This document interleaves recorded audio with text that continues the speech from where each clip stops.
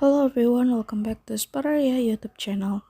Alright guys, so yeah, in this video I would like to share you a tutorial on how to turn on accessibility on Poco C71.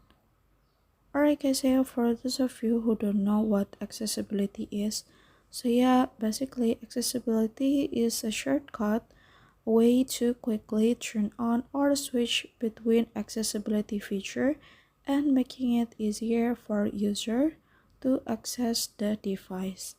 And how to turn on the accessibility is very easy.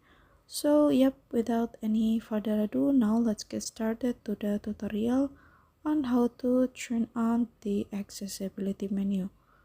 Okay guys, so yeah, the first thing first that you have to do is, of course, now you can go to settings menu on your phone like this, and then now you can scroll down, and then here now you can go to accessibility, and then now you can scroll down again and go to accessibility menu, and now you can turn it on.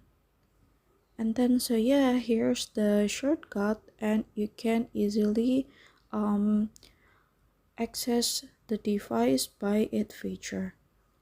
Alright guys, so yeah, here's the tutorial, and then thank you so much for watching. See you guys on the next video.